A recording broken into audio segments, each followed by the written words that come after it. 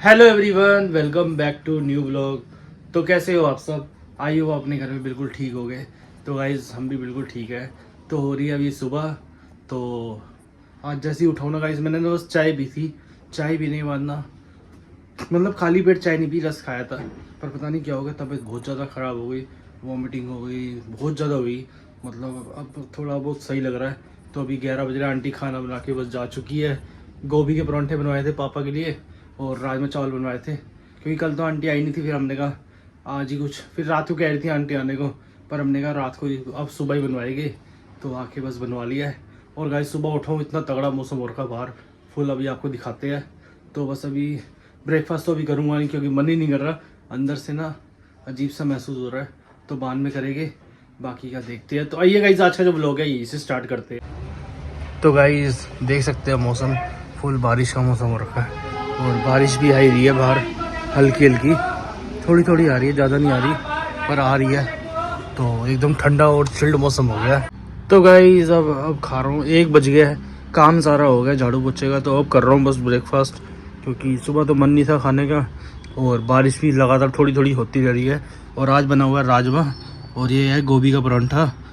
तो बस यही है हमारा ब्रेकफास्ट करते हैं। बाकी तो मैंने चावल बनाया है, बस परांठे बनवा लिए थे ब्रेकफास्ट में, क्योंकि कुछ अलग सा हो जाता है ना। तो गाइस शाम हो गई है। तो पापा तो चाय पी के गए थे।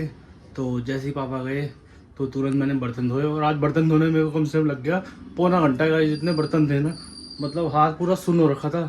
तो गर्म पानी में 5 मिनट हाथ डाला तो बिल्कुल अब सही हुआ। तो अब बस मैं जा रहा था मासी के घर। तो मामा भी अभी यहीं है। तो अभी 1-2 दिन मामा कह रहा था और रुकने का, मन है नानी के पास। तो मासी ने कहा चल फिर, रात को ही मामा फिर यहीं आ गया था। वैसे तो कंचन मासी घर जा रहा था, पर कोई नहीं, कई बार होता है कि चलो यार माँ के पास रुके, होता ही अंदर से। अब हम भी अभी एक साल हो गया पूरा, ज़्यादा ही ऊपर हो गया। अब यही सोचते हैं कि कब आ जाएगी कोई, मम्मी बोलेगी काकू ये हो गया वो हो गया, बस अब उसी के लिए तरसते हैं। तो मामा को तो मैंने यही बोला था कि थोड़े दिन नानी के पास रहो तो सही है। अब बस गाइस मैं निकल रहा हूँ बाहर। और आज खाने वाली आंटी भी नहीं आई थी, आज छुट्टी पे थी, 26 जनवरी की छुट्टी पे आंटी थी। तो ऐसे ही चला, मिक्स थोड़ा बहुत खा लिया। बाकी रात को देखते हैं, प्रॉपर रोटी देके जैसे भी होगा। अभी पहले मासी घर जाता हूँ और पापा की शॉप पे भी होता हुआ जाऊँगा। पूछ लेता हूँ कुछ खाने का मन है तो बताओ। वैसे तो मुश्किल ही है, क्योंकि पापा फ्रूट ले गए थे कल, वहाँ से मिला था ना चौकी से, तो वही प्रसाद मिला था, वही ले गए थे पापा। ये गाइस पूरा टोकरा भर के बर्तन थे एकदम। अभी आपको दिख रहा होगा गीले गीले हो रखे थोड़े। अभी 5-10 मिनट पहले ही धोया बस मैंने। तो मैंने कहा चलो निकलते हैं। तो गाइस बस अभी भी आया था मामा, आज तो यही था। तो मेरी पहली बात हो गई थी मामा से। हाँ, नानी के पास ही रुका हुआ था मामा आज। ठीक है मम्मी, तबीयत आपकी? हाँ ठीक है। मामा के साथ मन तो लग रहा है आपका? हाँ मम्मी के साथ तो मेरा लगाव है शुरू से ही। जोड़ी बन गई हमारी। जय वीरू की जोड़ी है। हमारी जोड़ी बन गई। हाँ जी, मामे को देख के तो मैं खुश हो जाती हूँ। हाँ, देख लो गाइस कितना प्यार है माँ बेटों में एकदम। सही है मामा, आते रहा करो मिलने नानी से ना। अभी चले जाओगे कल तो लग रहा है मेरे को। कल जाऊंगा। हाँ चलो सही है, एक तो दिन आज ही जा रहा था, लेकिन अब सही है, एक दिन और रुक गए। मैं चलो एक दिन और मम्मी से रुक लूंगा। और क्या, सही है ना, नानी का भी थोड़ा मन लग गया। हाँ सही बात है। हाँ, वरना पीछे से आवाजें मारती रहती है दीपू, पर दीपू होता है। दीपू, हाँ ऐसे मैं आवाजें मारती रहती हूँ दीपू। और बाकी सब सही है नानी? हाँ बाकी सब सही है। चलो बढ़िया है। कल मासी की एनिवर्सरी भी हो गई, 22वीं बढ़िया हो गई एकदम। हो गई। हाँ बस ये वही था, 2 बंदों को याद कर रहे थे सब। आप तो चलो आप आ ही नहीं पाए, मम्मी को भी बड़े सब याद कर रहे थे। मम्मी को तो याद करना ही था। हाँ होता ही है। मासी भी ऐसी, मासी भी रो पड़ी थी फंक्शन में कि 3 बहनें हैं, चौथी नहीं है। वो तो है, होता ही है वो तो। हो जाता है ना तो। हाँ सो हेलो गाइस, एंड अभी मैं आई हूँ, जस्ट थोड़ी देर पहले ही मैं यहाँ पे आ गई थी, मम्मी के घर पर आ गई थी। और अभी कुछ दिन मैं यहीं पे ही हूँ।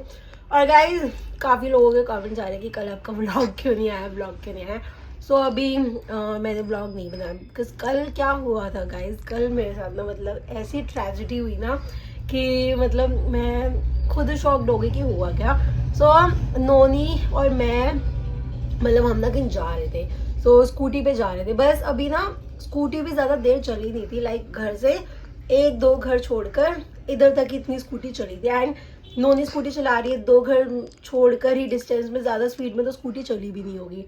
सो पीछे से ना, आपको पता है स्ट्रीट डॉगीज होती है, तो पीछे से आया डॉगी, पहले हम पे भौंका, ठीक है। हमने कहा ऐसे भौंक रहा होगा, हमने हंसी मजाक में, हमने ना उसे ऑब्वियसली, मैं डॉगी से, आप सबको पता है मैं डॉगी से डरती हूँ ना, नोनी भी डरती है ना, हमने उसे कुछ बोला, हुर्र शू कुछ नहीं करा।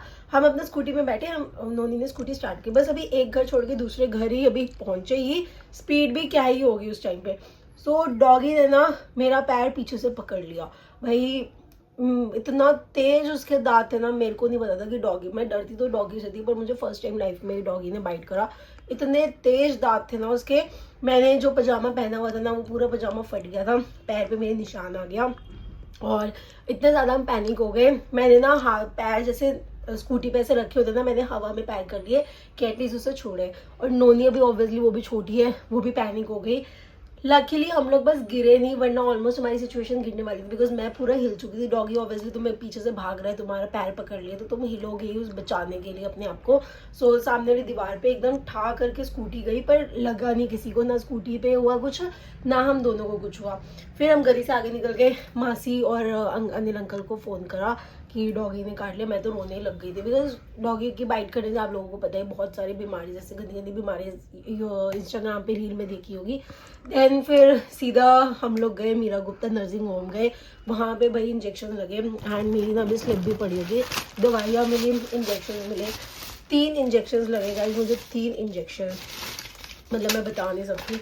और ये देखो, ये रहा सारा, इस पर नंबर तो नहीं लिखा हुआ ना, 1 मिनट, नहीं नंबर नहीं लिखा हुआ। तो ये सारे देखो प्रिस्क्रिप्शन है डॉगी बाइट का। अब मुझे तो नहीं पता मतलब सबको समझ आए या ना है, और ये दिखा देते इस बारी राइटिंग में तो सबको समझ आ जाएगा। और ये देखिए कल की डेट का है 26 का, आज 27 है ना। तो एक बार मैंने बस नंबर चेक कर रही हूँ कि कोई, हाँ इसमें नंबर है, अनिल अंकल का नंबर है। सो मैं आपको ऐसे दिखा देती हूँ एक बार।